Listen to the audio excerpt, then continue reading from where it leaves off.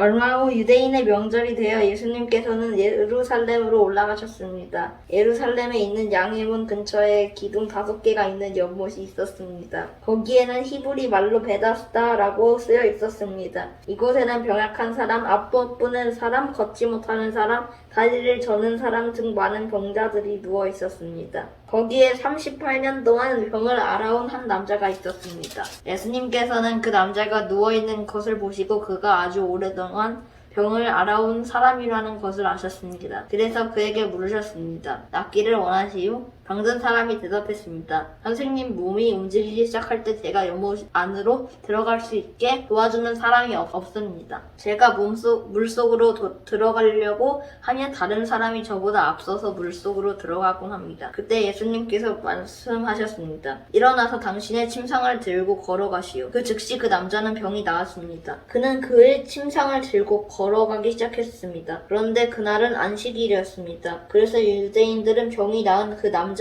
이렇게 말했습니다. 오늘은 안식일이요. 안식일에 당신이 침상을 들고 가는 것은 율법을 어기는 일이요. 그러자 그 남자가 대답했습니다. 나를 고쳐주신 분이 나에게 침상을 들고 걸어가라 하고 말씀하셨습니다. 당신에게 침상을 들고 걸어가라고 말한 사람이 도대체 누구요? 라고 유대인들이 다시 물었습니다. 그러나 병을 고침을 받은 사람은 어떤 사람이 자기를 고쳐주었는지 알 도리가 없었습니다. 왜냐하면 그곳에는 많은 사람이 있었고 예수님께서는 이미 군중 속으로 사라진 뒤였기 때문입니다. 얼마 후 예수님께서는 성전뜰에서 그 남자를 만나 그에게 말씀하셨습니다. 보시오, 당신은 이제 다시 건강해졌으니 더 악한 일이 당신에게 닥치지 않게 다시는 죄를 짓지 마시오. 그 남자는 그 자리를 떠나 유대인들에게 가서 자신을 고쳐주신 분이 예수님이라고 말했습니다. 예수님께서는 안식일에 이러한 일을 하셨기 때문에 유대인들은 예수님을 핍박하기 시작했습니다. 그러나 예수님께서는 그들에게 이렇게 말씀하셨습니다. 내 아버지께서 지금까지 항상 일하시니 나도 일한다. 이 말 때문에 유대인들은 더더욱 예수님을 죽이려고 안달하였습니다. 그것은 그분이 안식일을 범할 뿐만 아니라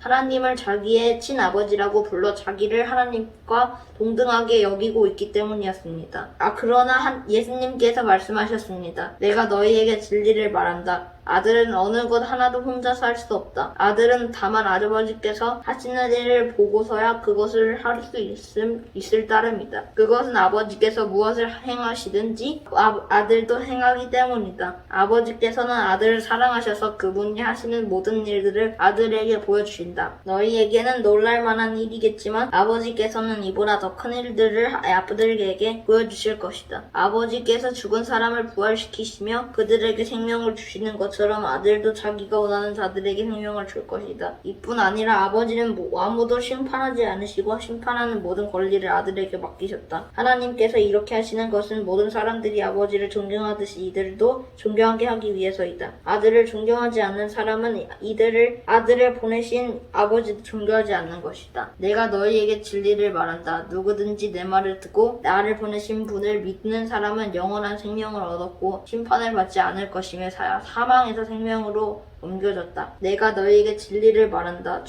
죽은 사람이 하나님의 아들의 음성을 들을 때가 올 것인데 그때가 바로 지금이다.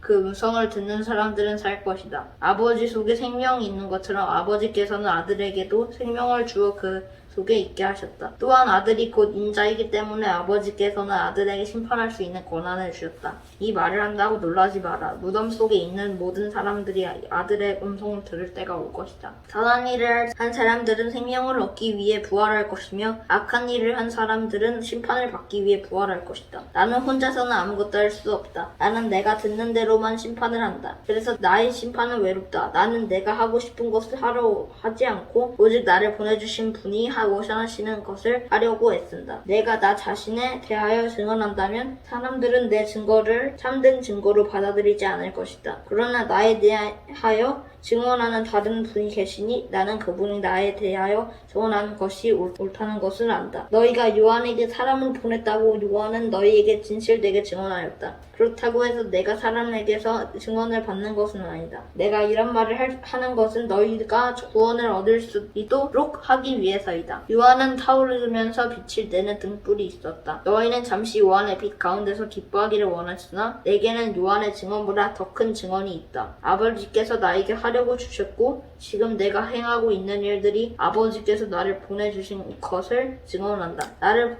보내신 아버지께서 친히 나를 증언해 주셨다. 너희는 지금까지 그분의 음성을 듣지도 않았고 그분의 모습을 보지도 않았다. 또한 너희는 아버지께서 보내신 사람을 믿지 않기 때문에 하나님의 말씀이 너희 속에 머물러 있지도 않는다. 너희는 성경에서 영생을 얻을 수 있다고 생각하여 성경을 부지런히 연구하고 있는데 바로 그 성경이 나를 증언하고 있는 것이다. 하지만 너희는 영생을 얻기 위해 나에게 오는 것을 거절하였다. 내가 사람에게서 영광을 받으려는 것이 아니다. 나는 너희가 어떤 사람인지를 안다. 너희에게서 하나님을 사랑하는 마음이 없다. 나는 너의 아버지로부터 받은 권세를 가지고 왔으나 너희는 나를 받아들이지 않는다. 그러나 다른 사람이 자기의 권세를 가지고 온다면 너희는 그를 받아들일 것이다. 너희는 너희끼리 영광받는 것을 좋아하면서도 하나님께로부터 오는 영광을 얻는 일에는 힘을 쓰지 않으니 너희가 어떻게 나를 믿을 수 있겠느냐. 내가 아버지 앞에서 너희를 고소할 것이라고 생각하지 마라. 너희를 고소하는 사람은 바로 너희가 소망으로 두고 있는 모세이다. 너희가 모세를 믿었다면 나를 믿었을 것이다. 왜냐하면 모세가 기록한 것이 나에 관한 것이기 때문이다. 너희가 모세의 글을 믿지 않았는데 내가 말하는 것을 어떻게 믿을 수 있겠느냐. 이 일이 있는 지 얼마 후 예수님께서는 디베랴 호수라고도 하는 갈릴리 호수를 건너셨습니다. 많은 사람이 예수님의 뒤를 따랐습니다. 그것은 사람들이 예수님께서 병든 사람들에게 행하시는 표적을 보았기 때문입니다. 예수님께서는 언덕 위로 올라가 제자들과 함께 거기 앉으셨습니다. 때는 유대인의 명절인 유월절 무렵이었습니다. 예수님께서는 눈을 들어 많은 사람이 예수님께 나오는 것을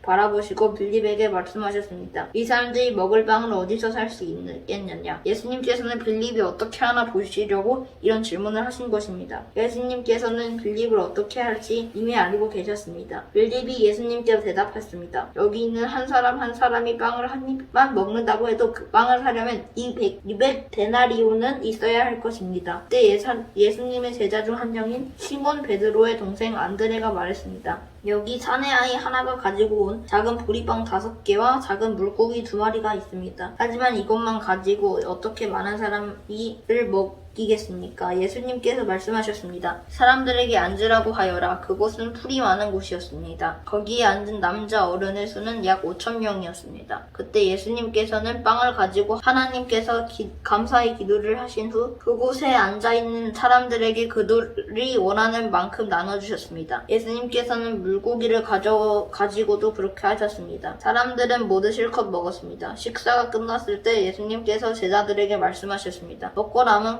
빵과 물고기를 다 모으고 하나도 버리지 마라. 그래서 제자들은 남은 음식들을 모았습니다. 보리빵 5개로 사람들이 먹고 남은 조각들이 큰 광주리로 12개나 되었습니다. 사람들은 예수님께서 행하신 표적을 보고 말했습니다. 이분은 세상에 오실 그 예언자와 틀림없다. 예수님께서는 사람들이 와서 자기를 강제로 데려다가 그들을 왕으로 세우려는 한다는 것을 아셨습니다. 그래서 다시 그곳을 떠나 혼자 산으로 올라가셨습니다. 밤이 되자 예수님의 제자들은 갈릴리 호수로 내려갔습니다. 이미 날은 어두워졌지만 예수님께서는 아직 제자들에게 오지 않으셨습니다. 제자들은 작은 배를 타고 가버니움으로 가기 위해 갈릴리 호수를 건너시기 시작했습니다. 그때 강한 바람이 불어오고 호수 위의 파도는 점점 거세졌습니다. 제자들은 약 5km 정도의 거리를 노저어갔습니다. 그때 예수님께서 물 위를 걸어 배를 향하여 오시는 것이 보였습니다. 제자들은 두려웠습니다. 하지만 예수님께서 그들에게 말씀하셨습니다. 나다, 두려워하지 마라. 제자들은 기꺼이 예수님을 배 안으로 모셨습니다. 배는 그들이 가려던 목적지에 도착했습니다. 다음날 호수 반대편에 서 있던 군중은 그곳에 배가 한 척밖에 없다는 것과 예수님께서 제자들과 함께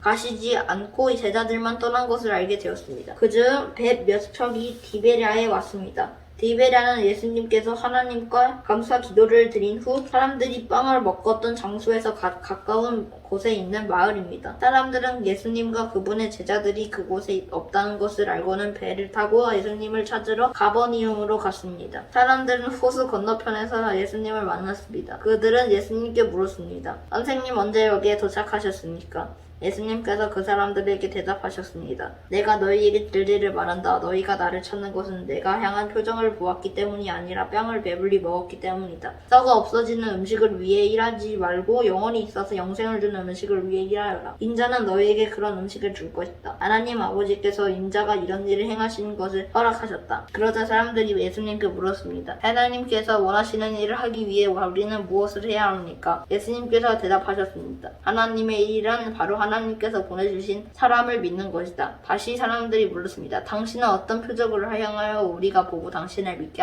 하시겠습니까? 성경에 하나님께서는 그들에게 먹을 빵을 하늘에서 내려주셨다라고 기록되어 있듯이 우리 조상들이 광야에서 만나를 먹었습니다. 예수님께서 그들에게 말씀하셨습니다. 내가 너희에게 진리를 말한다. 너희에게 하늘로부터 내린 빵을 준 사람은 모세가 아니다. 나의 아버지께서 너희에게 하늘로부터 참된 빵을 주신 것이다. 하나님의 빵은 하늘로부터 내려와서 세상에 생명을 주는 것이다. 사람들이 예수님께 말했습니다. 선생님, 이 빵을 우리에게 항상 주십시오. 그때 예수님께서 그들에게 선언하셨습니다. 나는 생명의 빵이다.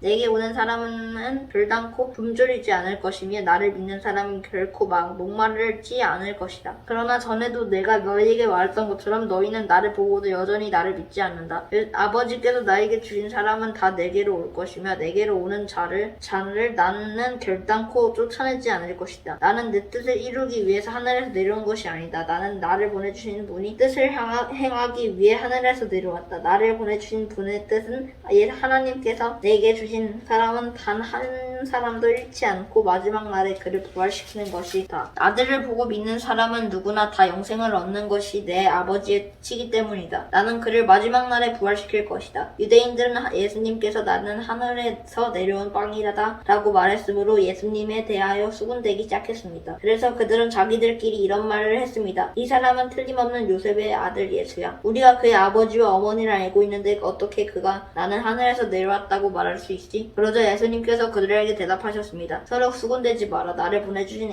아버지께서 이끌지 않으면 아무도 내게로 올 수 없다. 나도 마지막 날에 그를 부활시킬 것이다. 예언자들의 책에 이런 글이 있다. 모든 사람이 하나님의 가르침을 받을 것이다. 아버지의 말씀을 듣고 아버지께서 배우는 사람은 내게로 온다. 하나님으로부터 온 사람 외에는 아버지를 본 적이 없다. 오직 하나님으로부터 온 그 사람만 아버지를 보았다. 내가 너희에게 진리를 말한다. 믿는 사람에게는 영생이 있다. 나는 생명의 빵이다. 너희의 조상들은 광야에서 만나를 먹었지만 죽었다. 하늘에서 내려오는 빵은 여기 있다. 누구든지 이 빵을 먹으려면 결코 죽지 않을 것이다. 나는 하늘에서 내려온 생명을 주는 빵이다. 누구든지 이 빵을 먹으면 영원히 살 것이다. 내가 줄 빵은 나의 살이다. 내 살은 세상에 생명을 준다. 그러자 유대인들은 이 사람이 어떻게 자기 몸을 우리에게 먹으라고 줄 수 있겠는가? 라고 말하며 서로 다투기 시작했습니다. 예수님께서 그들에게 말씀하셨습니다. 내가 너희에게 진리를 말한다. 너희가 인자의 살을 먹지 않고 또 그의 피를 마시지 않으면 너희 속에 생명이 없다. 나의 살을 먹고 나의 피를 마시는 사람은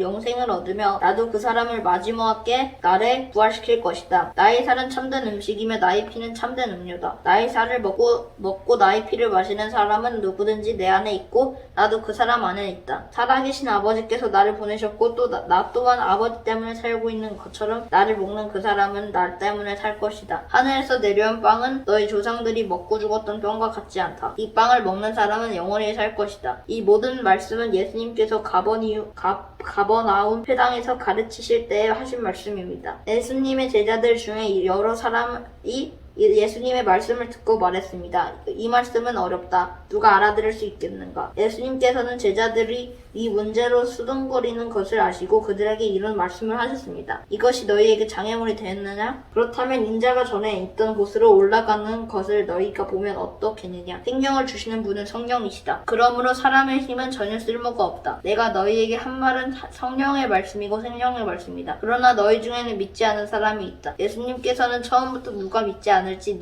또 누가 예수님을 배반할지를 알고 계셨습니다. 예수님께서 계속 말씀하셨습니다. 그러므로 내가 사람이 내게 오는 것을 아버지께서 허락하지 않으시면 아무도 내게로 올 수 없다. 곧 너희에게 말한 이유가 여기에 있다. 예수님께서 이 말씀을 하시자 제자들 중에 많은 사람이 예수님을 떠났습니다. 그들은 더 이상 예수님을 따르지 않았습니다. 그래서 예수님께서 12 제자에게 물으셨습니다. 너희들도 떠나고 싶느냐? 시몬 베드로가 예수님께 대답했습니다. 주님께 영생의 말씀이 있는데 우리가 누구에게 가겠습니까? 우리는 하나님의 거룩한 분임을 믿고 알고 있습니다. 예수님께서 제자들에게 대답하셨습니다. 내가 너희 12사람을 선택하지 않았느냐? 그러나 너희 중에 한 사람은 마귀니라. 예수님께서는 가룟 사람 시몬의 아들 유다를 두고 말씀하신 것이었습니다. 유다는 12제자에 들어있던 사람이었지만 후에 예수님을 배반했습니다. 아멘.